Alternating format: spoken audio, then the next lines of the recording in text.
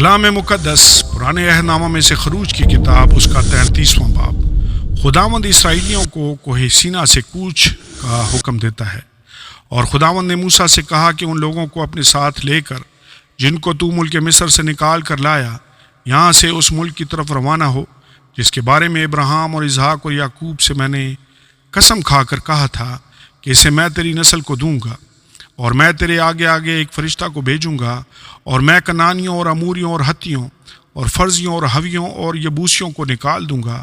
اس ملک میں دودھ اور شہد بہتا ہے، اور چونکہ تو گردن کش قوم ہے اس لیے میں تیرے بیچ میں ہو کر نہ چلوں گا، تا ایسا نہ ہو کہ میں تجھ کو راہ میں فنا کر ڈالوں۔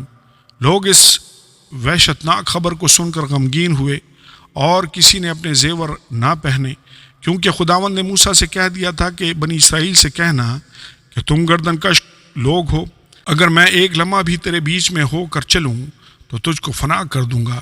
سو تو اپنے زیور اتار ڈال تاکہ مجھے معلوم ہو کہ تیرے ساتھ کیا کرنا چاہیے۔ چنانچہ بنی اسرائیل ہورب پہاڑ سے لے کر آگے آگے اپنے زیوروں کو اتارے رہے، خدا اپنے لوگوں کے ساتھ۔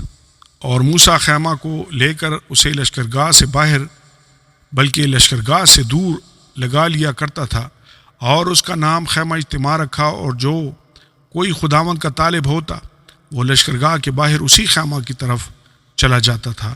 اور جب موسیٰ باہر خیمہ کی طرف جاتا تو سب لوگ اٹھ کر اپنے اپنے ڈیرے کے دروازہ پر کھڑے ہو جاتے اور موسیٰ کے پیچھے دیکھتے رہتے تھے جب تک وہ خیمہ کے اندر داخل نہ ہو جاتا۔ اور جب موسیٰ خیمہ کے اندر چلا جاتا تو ابر کا ستون اتر کر خیمہ کے دروازہ پر ٹھہرا رہتا، اور خداوند موسیٰ سے باتیں کرنے لگتا، اور سب لوگ ابر کے ستون کو خیمہ کے دروازہ پر ٹھہرا ہوا دیکھتے تھے، اور سب لوگ اٹھ کر اپنے اپنے ڈیرے کے دروازہ پر سے اسے سجدہ کرتے تھے۔ اور جیسے کوئی شخص اپنے دوست سے باتیں کرتا ہے ویسا ہی خداوند روبرو ہو کر موسیٰ سے باتیں کرتا تھا۔ اور موسیٰ لشکرگاہ کو لوٹ آتا تھا، پر اس کا خادم یشوا جو نون کا بیٹا اور جوان آدمی تھا خیمہ سے باہر نہیں نکلتا تھا۔ خداوند اپنے لوگوں کے ساتھ رہنے کا وعدہ کرتا ہے۔ اور موسیٰ نے خداوند سے کہا، دیکھ تو مجھ سے کہتا ہے کہ ان لوگوں کو لے چل، پر مجھے یہ نہیں بتایا کہ تو کس کو میرے پاس بھیجے گا، حالانکہ تو نے یہ بھی کہا ہے کہ میں تجھ کو بنام جانتا ہوں اور تجھ پر میرے کرم کی نظر ہے۔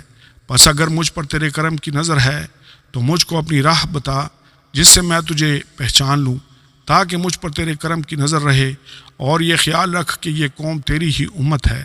تب اس نے کہا، میں ساتھ چلوں گا اور تجھے آرام دوں گا۔ موسیٰ نے کہا، اگر تو ساتھ نہ چلے تو ہم کو یہاں سے آگے نہ لے جا، کیونکہ یہ کیوں کر معلوم ہوگا کہ مجھ پر اور تیرے لوگوں پر تیرے کرم کی نظر ہے۔ کیا اس طریق سے نہیں کہ تو ہمارے ساتھ ساتھ چلے، تاکہ میں اور تیرے لوگ رومی زمین کی سب قوموں سے نرالے ٹھہریں؟ خداوند نے موسیٰ سے کہا، میں یہ کام بھی جس کا تو نے ذکر کیا ہے کروں گا، کیونکہ تجھ پر میرے کرم کی نظر ہے اور میں تجھ کو بنام پہچانتا ہوں۔ تب وہ بول اٹھا کہ میں تیری منت کرتا ہوں، مجھے اپنا جلال دکھا دے۔ اس نے کہا، میں اپنی ساری نیکی تیرے سامنے ظاہر کروں گا، اور تیرے ہی سامنے خداوند کے نام کا اعلان کروں گا، اور میں جس پر مہربان ہونا چاہوں مہربان ہوں گا، اور جس پر رحم کرنا چاہوں رحم کروں گا۔ اور یہ بھی کہا، تو میرا چہرہ نہیں دیکھ سکتا، کیونکہ انسان مجھے دیکھ کر زندہ نہیں رہے گا۔ پھر خداوند نے کہا، دیکھ میرے قریب ہی ایک جگہ ہے، سو تو اس چٹان پر کھڑا ہو، اور جب تک میرا جلال گزرتا رہے گا میں تجھے اس چٹان کے شگاف میں رکھوں گا، اور جب تک میں نکل نہ جاؤں تجھے اپنے ہاتھ سے ڈھانکے رہوں گا۔ اس کے بعد میں اپنا ہاتھ اٹھا لوں گا اور تو میرا پیچھا دیکھے گا، لیکن میرا چہرہ دکھائی نہیں دے گا۔ آمین اور آمین۔